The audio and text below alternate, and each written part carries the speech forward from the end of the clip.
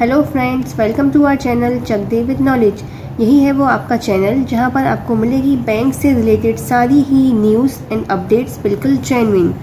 तो जो आज का टॉपिक है वो आपके लिए बहुत ही इम्पॉर्टेंट है, तो उसके लिए आपको वीडियो को एंड तक देखना पड़ेगा। ये बिना किसी देर के वीडियो को स्टार्ट करते हैं। तो हमारा आज का टॉपिक है consider 5 crucial factors before opting for a credit card. यानी कि अगर आप क्रेडिट कार्ड चूज़ करने वाले हैं या क्रेडिट कार्ड लेने वाले हैं तो ये वो कौन से 5 इम्पॉर्टेंट फैक्टर हैं जिन पर आपको विचार करना पड़ेगा, जिन पर आपको गौर करना पड़ेगा। तो आइए जानते हैं वो 5 फैक्टर कौन से हैं। तो पहले हमारे लिए यह जानना बहुत ज़रूरी है कि क्रेडिट कार्ड होता क्या है। बहुत से लोग हैं जिनको यह नहीं पता कि क्रेडिट कार्ड क्या होता है। असल में क्रेडिट कार्ड बैंकों द्वारा जारी किया गया वो फाइनेंशियल इंस्ट्रूमेंट है जिसकी प्री सेट क्रेडिट लिमिट है। आप लोगों को कई बार या डेली आपको बैंक से कुछ कॉल्स या टेक्स्ट मैसेज मिलते रहते होंगे। कुछ टेक्स्ट या जो कॉल्स होते हैं वो क्रेडिट कार्ड से रिलेटेड भी होते होंगे। तो और उनमें से कुछ होते हैं जो आपको सीधे सीधे ही उनके क्रेडिट कार्ड को चूज़ करने के लिए बोलते हैं, लेकिन आप इनको कभी भी डायरेक्ट किसी के कहने पर या बिना सोचे समझे चूज़ ना करें। आपको जब भी कोई क्रेडिट कार्ड लेना हो उससे पहले आप उसकी फ़ीस, इंटरेस्ट रेट, उसके साथ ही बहुत से अन्य महत्वपूर्ण पहलू हैं उन पर विचार करना चाहिए। और साथ ही साथ आपको यह भी देखना चाहिए कि वह जो कार्ड कंपनी है वो रिलायबल है या नहीं। और साथ ही साथ आपको यह भी देखना पड़ेगा कि आपकी फाइनेंशियल सिचुएशन क्या है, आप कार्ड्स के डेट्स पे कर पाएंगे या नहीं। इन सब बातों को सोचने के बाद या विचार करने के बाद ही आप किसी कार्ड को चूज़ करें। तो क्रेडिट कार्ड खरीदने से पहले कुछ इम्पॉर्टेंट जो बात हैं, कुछ इम्पॉर्टेंट फैक्टर्स हैं वो मैं आपको इस वीडियो में बताने वाली हूँ। तो चलिए जानते हैं वो इम्पॉर्टेंट फैक्टर कौन से हैं। First important factor is interest rate, यानी कि ब्याज दर।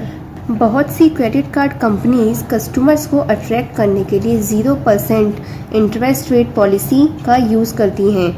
हालांकि जब कोई कार्ड होल्डर जो एक तय सीमा है उसके अंदर अपने डेब्ट्स को पे करने में फेल रहता है तो जो कंपनीज़ हैं वो हाई इंटरेस्ट रेट्स लगाती हैं और जो कभी कभी 25% तक भी जा सकती हैं। इसके अलावा जो हमारे स्पेशलिस्ट हैं वो हमें सलाह देते हैं, वो हमको एडवाइस देते हैं। जो क्रेडिट कार्ड कस्टमर्स हैं वो इनको बताते हैं कि सबसे पहले अपने आसपास देखें कि लॉन्ग टर्म में पैसे बचाने वाले यानी कि लॉन्ग टर्म में सेविंग के लिए सबसे कम इंटरेस्ट लेने वाले विकल्प कौन से हैं। उन्हीं ही जो ऑप्शंस हैं उन्हीं को ऑप्ट करना चाहिए, उन्हीं का चुनाव करना चाहिए। बस सेकंड इज़ एनुअल फ़ी, यानी कि वार्षिक शुल्क। आजकल क्रेडिट कार्ड्स के जो कस्टमर्स हैं वो बहुत बढ़ते जा रहे हैं। इससे क्रेडिट कार्ड कंपनीज़ को बहुत फ़ायदा हुआ है।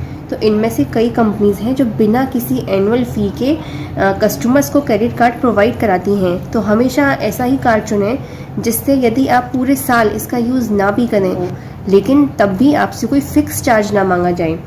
यदि आपका किसी बैंक में लंबे समय से कोई अकाउंट है और आप उसमें एक जो अमाउंट है, सर्टेन अमाउंट आप मेंटेन किए हुए हैं, तो पॉसिबिलिटी है कि कंपनीज आपको बिना किसी एनुअल फ़ी के क्रेडिट कार्ड प्रोवाइड कराएंगी। Number 3 is reward.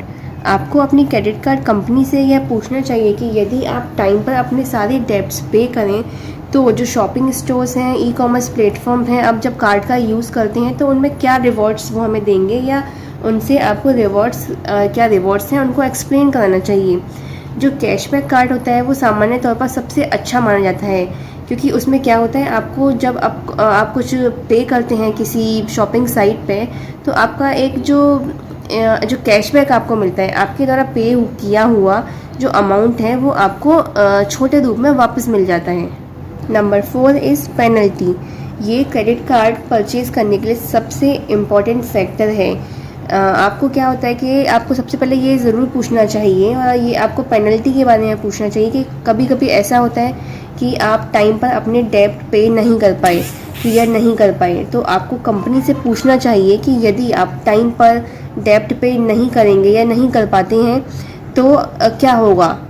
यानी कि वो कभी कभी क्या होता है कि कुछ कंपनियां देर से भुगतान करने के लिए इंटरेस्ट रेट्स को बहुत ज़्यादा बढ़ा देती हैं जिससे बाद में आपको नुकसान भी होता है।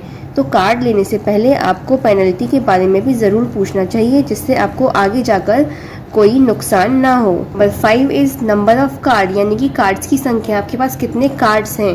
ये लास्ट फैक्टर है, लेकिन ये बहुत ही इम्पॉर्टेंट है। अगर आपके पास बहुत से कार्ड हैं तो ये पॉसिबल है कि कभी कभी आप किसी कार्ड का जो डेब्ट पे देर से करें तो आपको पेनल्टी भी लग सकती है। तो यदि आप उस पेनल्टी से बचना चाहते हैं तो आपको अपने कार्ड की जो नंबर ऑफ़ कार्ड्स हैं उनको लिमिटेड करना पड़ेगा, कार्डों की संख्या को सीमित करना पड़ेगा। अगर आपके पास एक से अधिक कार्ड हैं तो क्या होगा कि पर मंथ आपके ऊपर डेब्ट पे करने के लिए एक एक्स्ट्रा प्रेशर बनेगा। तो वो एक एक्स्ट्रा प्रेशर का काम करेगा, एक कारण बन जाएगा आपके लिए एक्स्ट्रा प्रेशर का। तो आपको क्या करना चाहिए, आपको कार्ड सिर्फ लिमिटेड रखने चाहिए। आप ये देखें कि आपको कितने कार्ड की नीड है, ज़्यादा से ज़्यादा 1 या 2 कार्ड रखें और ये मेक श्योर करें कि आप टाइम पर अपने सारे डेब्ट्स पे करें। इससे आप अननेसेसरी पेनल्टी से बचेंगे। अगर आप पहली बार कार्ड ले रहे हैं तो आपको कार्ड लेने से पहले इन सारी बातों को ध्यान रखना पड़ेगा और साथ ही साथ ये देखना पड़ेगा कि ऐसा कौन सा कार्ड है जो आपको अधिकतम रिवॉर्ड्स दे और एनुअल फीस ना हो उसमें, और जो भी ऐसी चीज़ें जो आपको आगे जाकर फ़ायदा देंगी, एडवांटेज देंगी, उन चीज़ों पर ज़रूर विचार करें। आई होप आपको ये मेरा वीडियो पसंद आया होगा और इन्फॉर्मेटिव लगा होगा। अगर आपको मेरा वीडियो पसंद आए तो लाइक शेयर ज़रूर करें, और अगर आपको वीडियो से रिलेटेड कोई क्वेरीज़ हैं तो आप मुझे कमेंट बॉक्स में पूछ सकते हैं और साथ ही साथ आप मुझे ईमेल भी कर सकते हैं। अगर आपने मेरा चैनल अभी तक सब्सक्राइब नहीं किया है तो जल्दी से मेरा चैनल सब्सक्राइब करिए और नोटिफिकेशन बेल को दबाना ना भूलें। तो मिलते हैं अपने अगले वीडियो में, तब तक के लिए बाय बाय, टेक केयर।